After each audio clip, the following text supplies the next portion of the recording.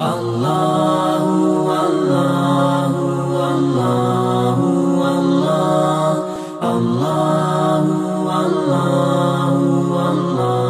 سب سے پہلے اس اللہ وحدہ کا شکریہ ادا کرتی ہوں جس نے ہم تمام کو اشرف المخلوقات میں پیدا کیا، اور لاکھوں کروڑوں درود و سلام ہو ہمارے آخری نبی جناب محمد مصطفیٰ صلی اللہ علیہ وسلم پر۔ میں جس موضوع پر روشنی ڈالنا چاہتی ہوں اس کا عنوان یہ ہے کہ انسان کی موت اور اس کی آخری سانسیں۔ موت ایک اٹل حقیقت ہے جس سے کسی کو مفر نہیں۔ اللہ تعالیٰ سورہ آل عمران آیت نمبر 180 پر 5 میں ارشاد فرماتا ہے، کل نفس ذائقۃ الموت، ہر نفس کو موت کا مزہ چکھنا ہے۔ موت کا وقت متعین ہے، اپنے وقت سے پہلے موت نہیں آتی، جب وقت ختم ہو جاتا ہے تو بھی نہیں ٹلتی، بتا کر نہیں آتی بلکہ اچانک حملہ کر دیتی ہے۔ البتہ اس کی بے شمار نشانیاں ہیں۔ عقل مند انسان وہ ہے جو موت کو اپنے سرہانے دیکھنے سے پہلے اس کی علامتیں دے کر عبرت حاصل کر لیتا ہے۔ ایک مرتبہ کا واقعہ آتا ہے کہ حضرت داؤد علیہ السلام نے اپنے گھر میں کسی اجنبی شخص کو دیکھ کر پوچھا، تم کون ہو، یہاں کیسے آئے ہو؟ تو انہوں نے جواب دیا، میں وہ ہوں جو بادشاہوں سے خوف نہیں کھاتا اور مضبوط محلوں میں داخل ہونے سے مجھے کوئی روک نہیں سکتا، اور میں رشوت کو قبول نہیں کرتا۔ تو داؤد علیہ السلام نے جواب دیا، پھر تو تم ملک الموت ہو۔ اور داؤد علیہ السلام کہنے لگے، میں ابھی پوری طرح تیار نہیں ہوں۔ تو ملک الموت نے کہا، تمہارا فلاں رشتہ دار کہاں ہے، تمہارا فلاں پڑوسی کہاں ہے؟ تو داؤد علیہ السلام نے جواب دیا، وہ سب مر گئے ہیں۔ تو ملک الموت نے کہا، کہ آپ کو تیاری کرنے کے لیے ان سب کی موت کافی نہیں تھی؟ اللہ تعالیٰ سورہ نساء آیت نمبر 70 پر 8 میں ارشاد فرماتا ہے، اینما تکونوا یدرککم الموت ولو کنتم فی بروج مشیدہ، تم جہاں کہیں بھی ہو موت تم کو آ پکڑے گی، اگر تم مضبوط قلعوں میں بند کیوں نہ ہو۔ نیک ہو یا بد، مرد ہو یا عورت، عالم ہو یا ان پڑھ، چھوٹے ہو یا بڑے، مالدار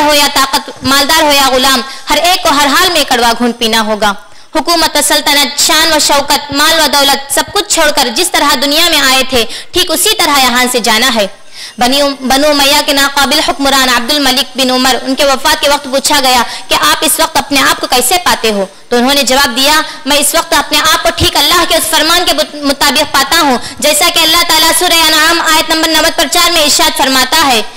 اعوذ باللہ من الشیطان الرجیم، بسم اللہ الرحمن الرحیم، وَلَقَدْ جِئْتُمُونَا فُرَادَىٰ كَمَا خَلَقْنَاكُمْ أَوَّلَ مَرَّةٍ وَتَرَكْتُم مَّا خَوَّلْنَاكُمْ وَرَاءَ ظُهُورِكُمْ، اور تم ویسے ہی تنے تنہا ہمارے سامنے حاضر کیے جاؤ گے جس طرح ہم نے تمہیں پہلی مرتبہ پیدا کیا تھا، اور تم وہ سب اپنے پیچھے چھوڑ آؤ گے جو کچھ ہم نے تمہیں دیا تھا۔ اے وہ ذات جس کی بادشاہت کبھی ختم نہیں ہوتی، اس شخص پر رحم فرما جس کی بادشاہت ختم ہو چکی ہے۔ معزز سامعات، موت کی تکلیف تلوار کی ضرب، آرے اور قینچی کے کاٹ سے زیادہ تکلیف ہوتی ہے، جو عقل کو نارا، زبان کو گونگا اور تمام اعضاء کو کمزور کر دیتی ہے، یہاں تک کہ قوت گویائی بھی ختم ہو جاتی ہے۔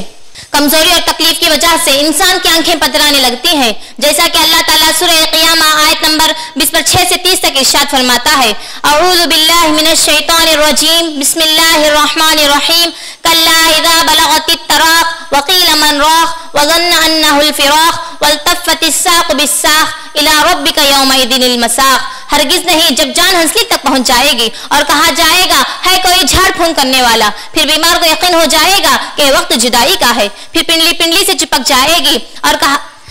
آج تیرے رب کی طرف روانگی ہے۔ معزز سامعات، ذرا تصور کیجئے کہ سامنے ایک لاش بے جان بے حس اور بغیر حرکت کے زمین پر پڑی ہوتی ہے، لوگ اسے گھیرے ہوئے ہیں، غسل دینے کفن پہنانے کی تیاریاں ہو رہی ہیں، وہ کسی اور کی نہیں بلکہ ہر شخص فرض کر لے کہ وہ خود اپنی لاش ہے، پھر غور کر لے کہ اس وقت اس مقام اور اس حالت کے لیے اس نے کیا تیاری کر رکھی ہے۔ ضرورت اس بات کی ہے کہ ہم خواب غفلت سے بیدار ہو جائے اور اپنے دل کو اللہ کی یاد سے آباد کریں، ورنہ اچانک ایسا وقت آئے کہ وہ بے حس و حرکت زمین پر پڑے رہے، پھر پنڈلی سے چپک جائے گی اور اس کی آنکھیں بند ہو جائیں گے، تو پھر چند کاندھوں پر سوار ہو کر اس کو ایک تنے تنہا تنگ و تاریک گڑھے میں ڈال دیا جائے گا، پھر فرشتے آ کر اس کو سوال کریں تو افسوس ملتے ہوئے کہنے لگے گا، اے میرے پروردگار مجھے واپس لوٹا دے تاکہ میں اپنی چھوڑی ہوئی دنیا میں جا کر نیک اعمال کروں۔ معزز سامعات، لیکن اس وقت اس کے پکارنے کا کوئی فائدہ نہیں ہوگا، اس لیے ہمیں چاہیے کہ ہم دنیا میں رہ کر اس